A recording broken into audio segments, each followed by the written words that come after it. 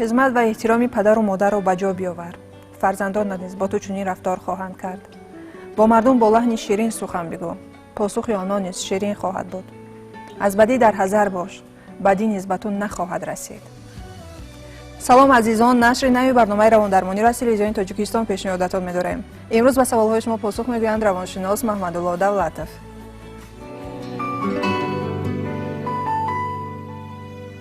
چون همیشگی طول هفته یک قطار بینندگان به عنوانی برنامه ما سوال‌های خود را ارسال نمودند که عین زمان من آنها را یک و یک می‌خوانم و به همه آنها روانشناسی ما پاسخ می‌گویند. شروع می‌کنیم.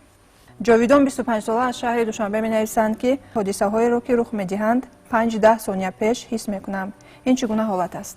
مرکزهای گوناگونی که در سطح پسلاخ معاینه سری انسان وجود دارند خیلی واقعاً قابلیت‌های مهمی را و ضروری را به واسطه در خود دارند و آنها امکان می‌دهند که انسان حادثه‌های در پیش به عمل آینده را پیش بینی کنند و چنین یک مرکز هم هست، مرکزی پیش بینی کننده و این مرکز امکان می‌دهد که حادثه‌های معینه را در فاصله به واسطه حتی باخبر شود، درک کند. زیرا خصوصیت خاصی سیستم عصبی ما، خصوصیت خاصی معاینه سری ما از همین عبارت است.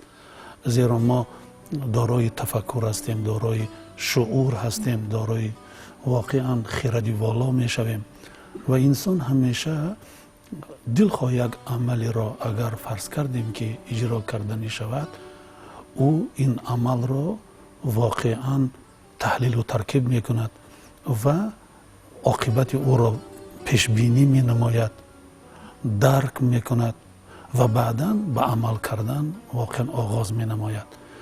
همین یک قابلیتی خیلی بزرگ انسانی دلالت از آن می کند که او پیش بینی کرده می تواند. این خصوصیت خاصی است.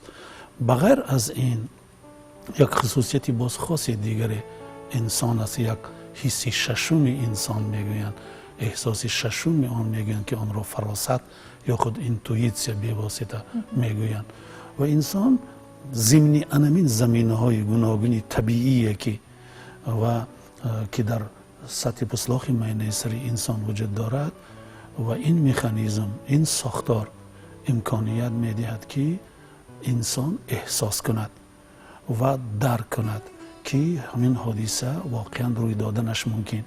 یک چیز را من باز باید بگویم که دلخواه یک انگیزه که اگر تأثیر برساند و در نظر ما چنین میتابد که من اون را حس نکردم ولی بعد چند آن روی میدهد و گویا که من اون را در زمینه خشک و خالی گویا دیده باشم و این خطای محض است. زیرا خاصی سیستم عصبی انسان از آن عبارت است که وی دلخواه انگیزه قوه تأثیرش پست را احساس میکند، یعنی قبول میکند و آثار میگذارد در سطح پسلاخ معاینه سر به مرکزهای موافق مغز سر همچون انگیزه تأثیر میرساند، اون مرکز را به حرکت میدارد، به حالت هیجان میآورد و او فعالیت میکند، فعالیت خیالی میکند، فعالیت فکری میکند و همین زمینه میگذارد. در نظر ما چنین میتابد که گویا من آن را بدون زمینه طبیعی زمینه واقعا حس کرده باشم. مثال دیگر رنگ گرفتن ممکن است. نفر اگر در شب خوابش دیده باشد که گلوش درد میکند، صبح برمیخیزد که گلوش درد کرده است.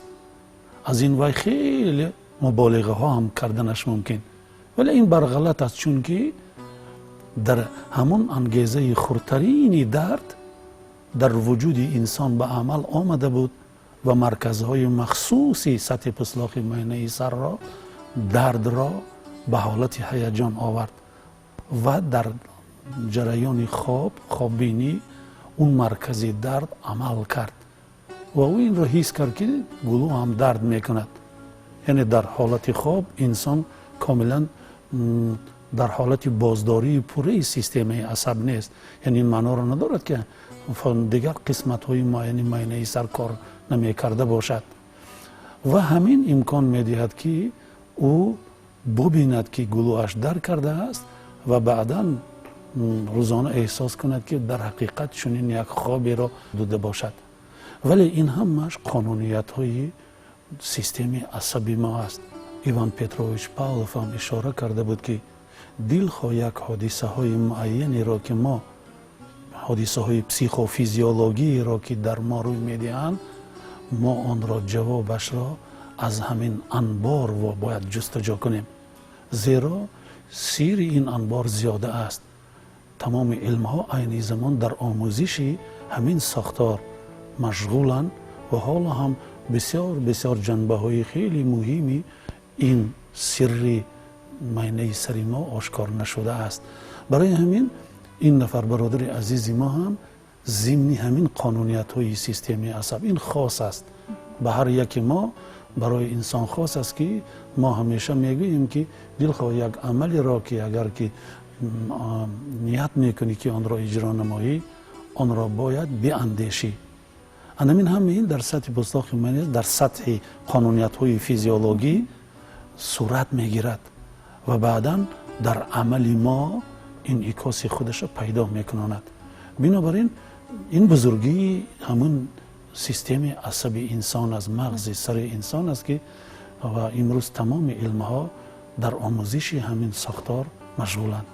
بله، طبق معلومات های پیدا نمودم، یعنی این چیز یعنی پیش از آنی که حادثه رخ میدهد آن را پیشتر حس کردن بیشتر در حیوان ها رشد کرده است. واقعا در خود حیوان ها هم همون سیستم عصب حساسیت عضوهای گوناگون حسی هر گونه انکشاف یافته است و گروهی معین حیوانات نسبتاً فرض کردیم که زمین جنبی را پیشتر احساس میکنند، قسمت دیگرش بعدتر احساس میکنند. نگرید وابسته به درجات انکشاف سیستم عصب در صنف‌های گوناگون حیوانات هر گونه این چیز صورت میگیرد و در انسان هم همین قانونیت است. بنابراین مادام که پسیخیکه چه انسان و چه پسیخیکه حیوان در بسیار جهت ها واقعا از نقطه نظر سیستم عصب اگر عمومیت داشته باشند، ولی تفاوت اساسی آنها در بسیار جنبه های دیگر است که همان جویک ها و چین های گوناگونی که در با سیستم عصبی انسان وجود دارد، آنها امکانیت پیش بینی نمودن، احساس نمودن و غیره به عمل میاد. یعنی این چیز در ما پسیخولوژها میگوییم که واقعا حیوانات هم حسیات خیلی بزرگ دارد. آنها هم حساسی بلند را ظاهر می نمایند، ولی حسیات انسان با تفاوت از حسیات حیوانات، حسیات انسان عالی است. انسان باز دارای حسیات های بسیار عالی هستند، از قبیل حسیات عقلی، حسیات استتیکی، حسیات واقعا عملی، حسیات اخلاقی.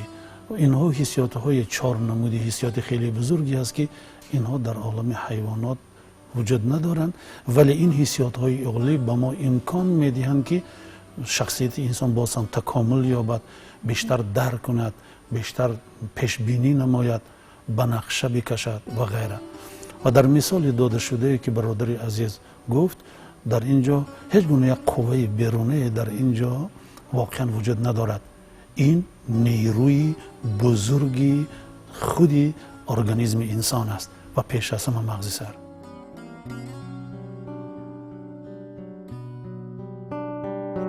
در این دنیا یکی است که از همه به ما نزدیکتر است. از هر کس شما را بهتر می شناسد و با وجود همه عیبها شما را به جان دوست دارد. اوست که می تواند هر چی خواهش دارید به منت برآورد یا دست آزارش را کوتاه کند. عجب آن که اگر با این یکی دوست شدید، اهل دنیا همه با شما دوست خواهند شد. این یار فداکار عقل شماست.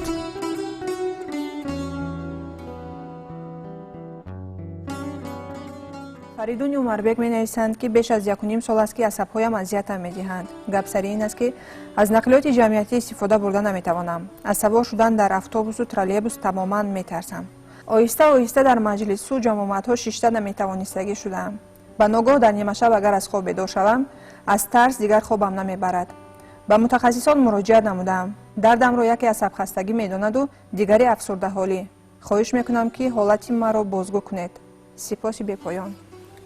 аз саволи бародари ма бармеояд ки ӯ ба як ҳолати тарс рӯбарӯ шудааст, дучор гардидааст ва тарсам аз нуқтаи назари психологӣ дар заминаи хушку холӣ ба амал намеояд. яъне як объекте ҳаст ки он таъсири муайяни худашро ба инсон расондааст ва дар ӯ як қатор ҳолатҳои номатлуби эмотсионалиро ба вуҷуд овардааст. зинаҳои аввали пеш аз ҳама тарс бим аст, ҳарос аст ва ваҳм аст. ваҳму ҳарос ва бим ин зинаҳои аввалинест ки инсон дар ибтидо воқеан аз он меҳаросад, аз он бим дорад ва ваҳм мекунад, вале ин оҳиста оҳиста мустаҳкам мешавад ва устувор мегардад, ба як тарси устувор бевосита табдил меёбад. ва бо ин гуфтанӣ ҳастам ки бародари азизи мо аз чанд намуди тарсро дар инҷо ишора карданд. тарс аз нақлиёти ҷамъиятӣ, тарс аз одамон, тарс аз хоб ки агар ягон образҳои гуногуни даҳшатнокро, образҳои гуногуни хаёлии манфиро бубинад, метарсад. ва ҳама ин муддати 1.5 сол давом кардааст. ва ҳамин чиз албат ба ҳолати системаи асаби инсон бетаъсир намемонад. яъне тарс ҳамчун як ҳодисаи психологӣ ва ҳамчун ангеза ба ҷисм таъсир расон ва ҷисм дар ин замина лоғару нотавон шуда истодааст.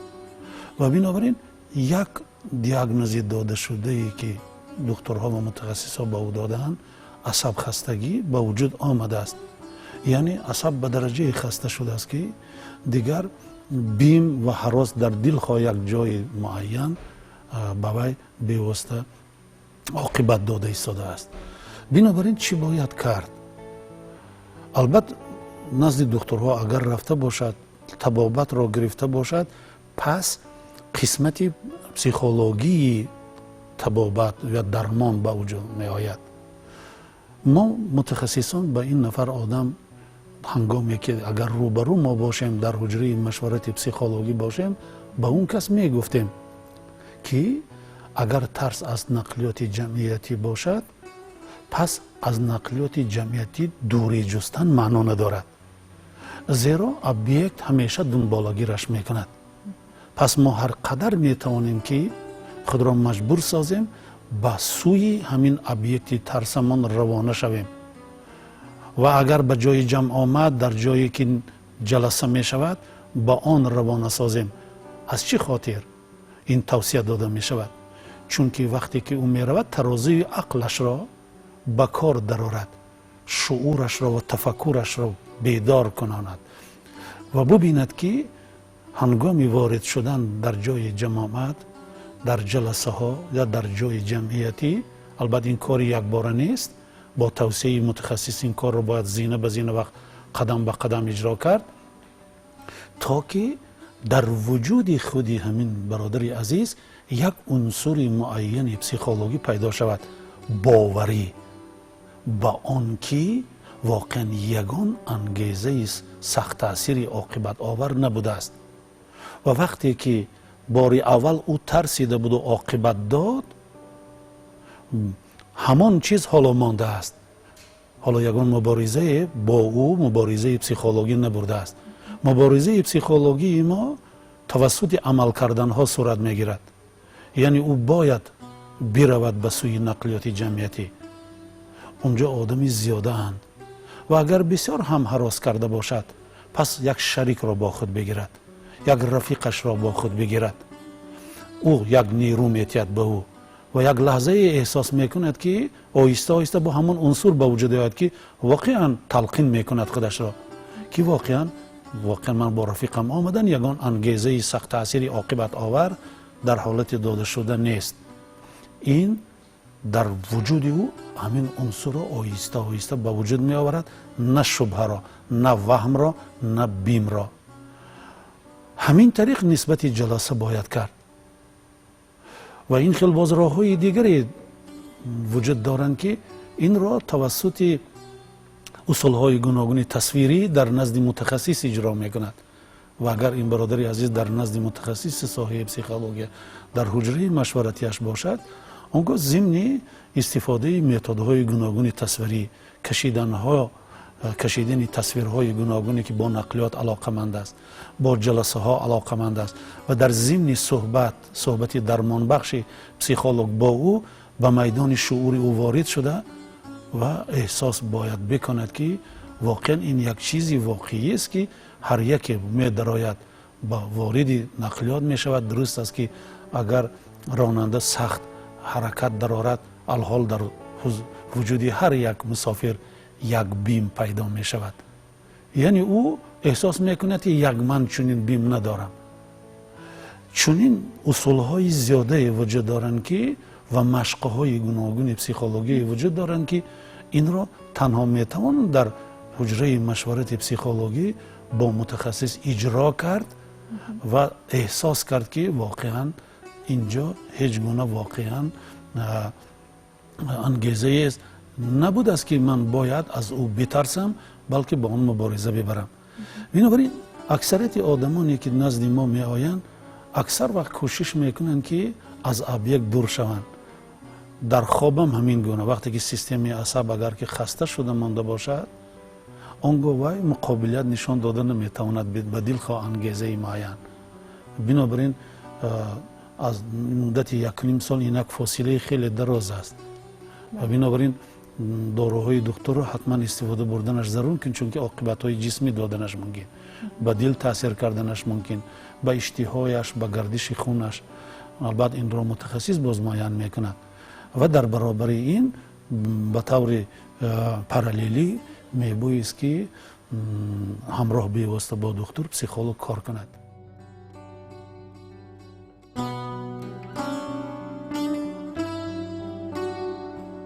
برای آن که به مقصدهایمان برسیم باید یک چند قربانی ها کرد. قوت و وقت خود را دریغ نداشتن، یک چند عمل ها را به خود محدود ساختن. بعضا چنان حالت می شود که می خواهی همه را به حالش گذاری و از آرزوی خود دست کشی، لیکن در این حالت به خاطر آر که چقدر برد می کنی اگر راحت را دوام دهی و چقدر بای می دهی اگر تسلیم شوی.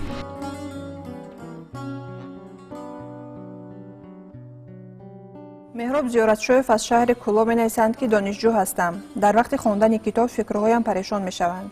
چطور فکرهایم را اداره کنم؟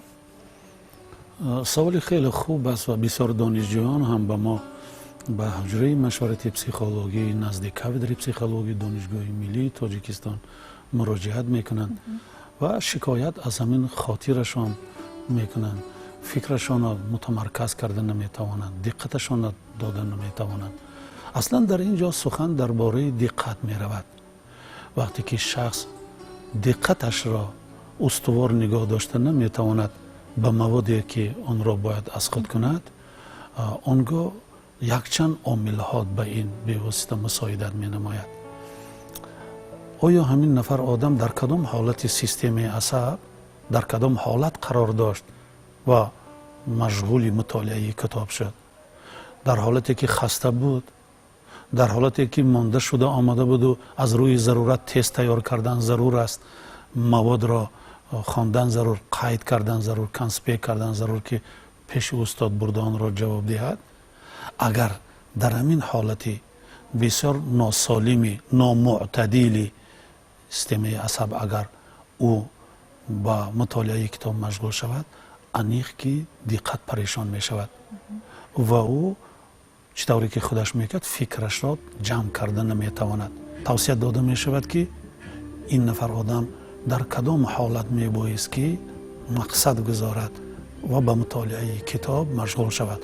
در حالتی که سیستم عصبش آسوده شده است، استراحت نموده است، کارشایم شده است و بعد به مطالعه کتاب وارد شود. این یک عامل است. دوم این که تا چه اندازه همین مواد درجه مشکلی و وزنینی آن هست. سطح همین نفر آدم با همون مضمونی مواد موجوده ای که اون را باید مطالعه کند، اگر به طور علمی باشد، زبانش خیلی مرکب باشد و درک نکند، در آن صورت مادام که گویا که به مضمون آن صرفا نرفته ایستاده است و همین خیلی میخواند، آنگاه این هم صرفا نمی رود و دقتش پریشان می شود، زیرا و به عمق اساسی مواد وارد نشده است. وقتی که او به عمقش، به ماهیتش، به معنای اساسی کتاب صرفا می رود، دقت را جلب می نماید. یعنی انگیزه را او درک نکرد، بنابر دقت پریشان شد. متمرکزیت دقت در صورت به عمل می آید که اگر مضمون کتاب برای او شوق‌آور باشد، ذوق‌آور باشد و مهم باشد، ضرور باشد و او احساس می کند که همین مواد را من جدا باید مطالعه کنم و کمتر دقت اختیاری را با آن روانه سازم. دقت اختیاری دقت مقصدناک است و انسان بعضا اراده خودش را استفاده برده دیگر انگیزه های در اطراف بوده را صرف نظر باید کند. تصور کنیم که اگر این برادر عزیز ما در خوابگاه اگر مطالعه اگر نماید، چقدر انگیزه های خلل رسان در خودی حجره خواب اونهاست. او مواد را میگیرد میخواند، ولی چندین هم خانه های او با کارهای دیگری مشغول میشوند.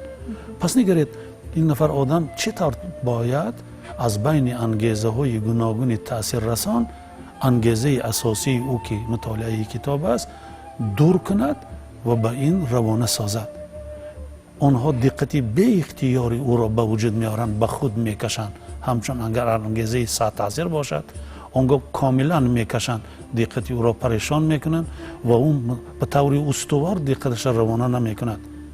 استوار دوامدار صورت میگیرد و بعد شخص مواد را خوبتر و پرمعنا و ثمره بخش به واسطه از خود میکند.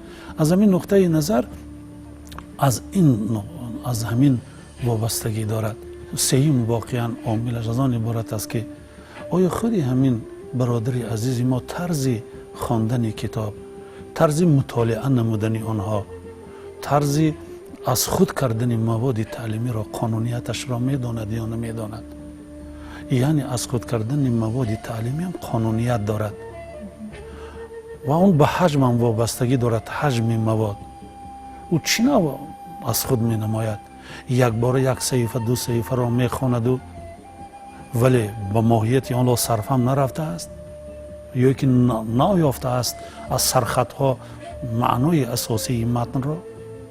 نگرید وقتی که این چیزها فقط فهمیده شده صورت نمیگیرد، دقت پریشان می شود. وقتی که فهمیده شده متن صورت میگیرد، دقت به درجه روانه میگردد که او میخواد علاقه های منطقی را در بین معناهای سرخط ها پیدا کناند. یعنی خود مواد او را دقتش استوار میگرداند، اختیاری میکند، مقصدناک میکناند. من همین یک قطار عامل هاش وجود دارند که باید رعایت کند. همین عامل ها اگر که میتواند به پریشانی دقت آورد، اگر رعایت کند، امینم که این نفر آدم واقعا به مطالعه کتاب با شعورانه وارد می شود.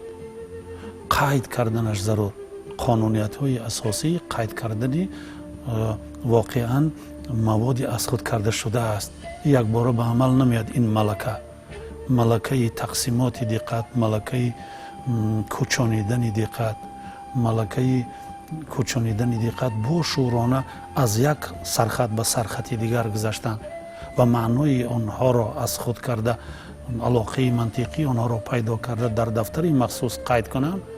این عملها اندکی مسئولیت را طلب میکنند و این مسئولیت وادار میسازد که دقتش به طور اختیاری مقصدناک نگاه داشته شود، استوار نگاه داشته شود. یعنی نگرید، پس به خود انسان وابستگی دارد که یک صفت خیلی مهمی دقت انسان متمرکزیت دقت است. آدم در این حالت در صورتی که داده می شود به این یا آن ابیکت دقتش، مثلا در حالت داده شده به کتاب و مطالعه آن، به درجه داده می شود که انگیزه های اطراف را قریب حس نمی کردگی می شود، چون که داده شده است، چون که این مواد موافق سطح درکش، سطح تفکرش موافق است، صرف هم رفته ایستاده است، پورا داده می شود و انگیزه های اطراف حتی همون شریکش را، هم خانهش را حتی ممکن که بیواسطه درکم نکند. دانشمندان دانشگاه اکسفورد اثبات نمودند که بهترین راه آرام نمودن عصب این مطالعه کتاب است. این حسیات استوار است و لذت میبرد از این و آرام می شود، زیرا به طلبات باطنی انسان تبدیل یافته است و احساس قناعتمندی به وجود می آید. بنابراین مطالعه کتاب در آن صورت تأثیر خیلی مثبت خود را میگذارد که اگر من سرفهم رفته باشم، به عمق اون وارد شده باشم، ماهیتش را درک کرده باشم، برای خود یگون چیزی را میگیرم و استفادهش میبرم. آدمی که رغبت به کتاب پیدا میکند از این خاطر از آن یک چیزی برای خود برداشت میکند. این خیلی مهم است. ولی اگر سرفهم نرود، به مانند آن که درس اگر مشکل بود نافهم را خواب آورد، به همین معنا می شود. از این نقطه نظر میبایست که اگر یعنی متمرکز کردن نمیتواند و این حالت آهسته به حالت خواب میبرد، خسته میکناند، درک نمیکند ماهیتش. بنابراین هنگامی که ما درک میکنیم، از آن لذت میبریم، برعکس بیدار میشویم. تفکرمان، ذهنمان، خاطرمان، دقتمان بیدار میشود، پر داده میشود به اثبات کردن مواد. ولی در همین ردیف نفرانی هستند که مثلا با کشیدن کتاب خوبشون میبرد، یعنی سبب این درک نکردن یا نمون موادی مطالعه شونده است. بله، همین است واقعا. و بسیار شاگردان هم میگن من این کتاب رو بسیار میخوانم نمیفهمم و بعد خسته میشوم. این بعد من همین بیت شعری رو میگویم، همین سطر رو به اون میگویم، تا صرفم اگر نروی خوابت بردن میگیرد. بنابراین برای بیدار شوی تو باید با عمق آن وارد شوی، ماهیتش را درک کنی. انا بعد میبینید که خوابتان نمیبرد، بیدار خوابی میکنید تا که هر چی تیسر از خود کنم. انا همین چیز خیلی مهم.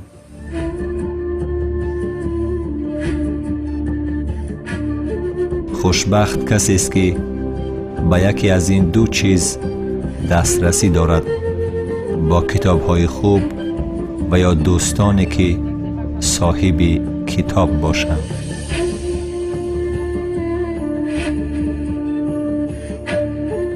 مشکلات روانی شما را اذیت می‌دهند.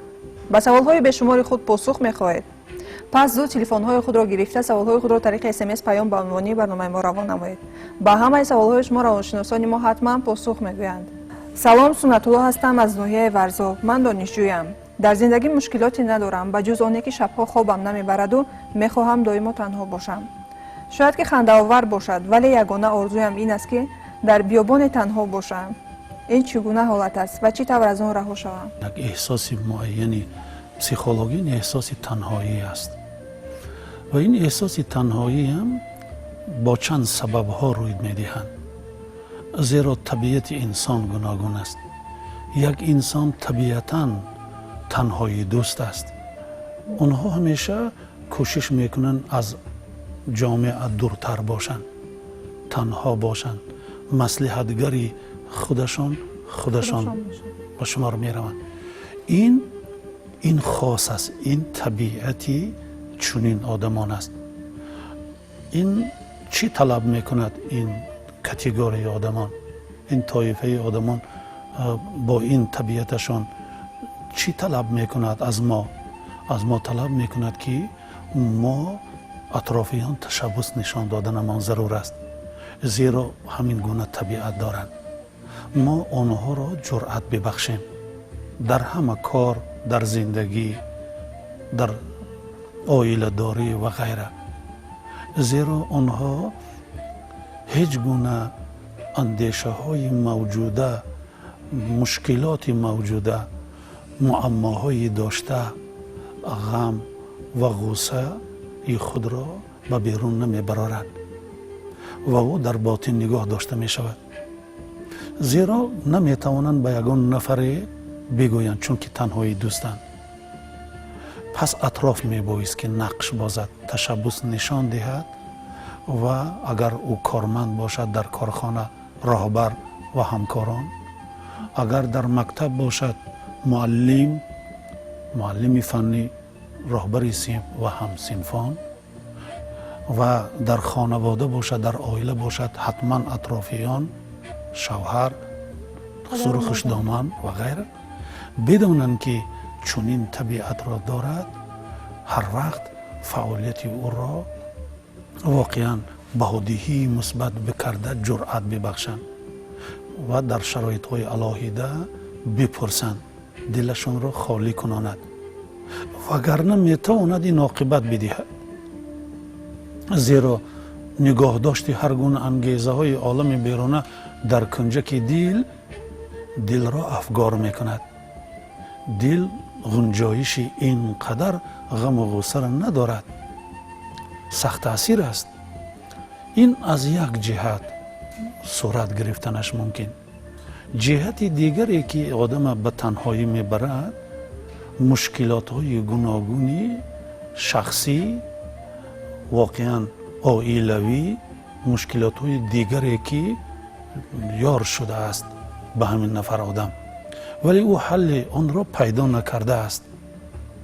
و این آدم میتواند مادام که چنین است، بگذار فرض کنیم که آدمی که قرضدار مانده است از چیزی، قرضش را داده نمیتواند، یا پرابلم های گوناگونی که در خانواده در عائله صورت میگیرد، این خیل آدم نمیتواند از دایره خانواده مشکلاتش به بیرون برارد، نه به پدر و مادرش بگوید، نه به شوهرش بگوید، نه کسی دیگر بگوید، تنها میماند.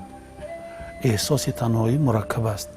ما میبایست همیشه به هم آییم، بپرسیم، از درد یکدیگر با خبر شویم. دو تا در را پهلوی یکدیگر میگذارند. از بحر چیست؟ از بحر آن است که به درد یکدیگر برسند. اما ما بعضا آدمان را به طور صنعی در حالت تنهایی میمانیم. بنابراین در حالت داده شده انسان دیگر کسی اگر طبیعتا همین خیل باشد، او بیابان را جستجو میکند، او به بیرون میرود، در حالتی که مردم نیز در قعر شب بیرون میبراید و همین حالت به پیوسته خود به خود مصلحت میکند. خود به خود مصلحت کردن ها اصلا در زمینه حسیات صورت میگیرد، زیرا حسیات ها او را به این حالت آوردند، در میدان حسیات دور میزند. در اینجا دل نقش دارد. دل با مغز سر همکاری نکرده ایستاده است، مغز سر توصیه نداده ایستاده است. بنابراین در حالت داده شده این نفر آدم تنهایی دوست شده است، آدم گریز شده است.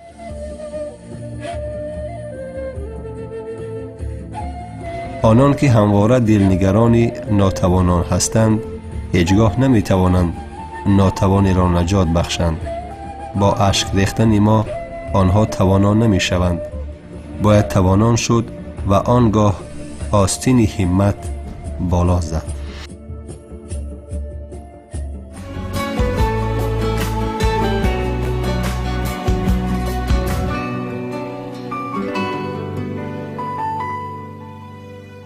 سنگ بزرگ و وزنی نباش که هزاران خس و خاشاک و برف و لای به سر سنگ زده خود پاره پاره می شوند، ولی سنگ پا بر جای می ماند.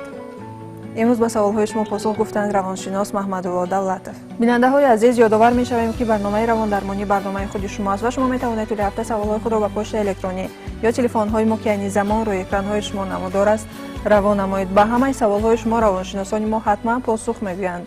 خود و نزدیکانتان را احتیاط کنید. تا دیدار دیگر، سلامت باشید.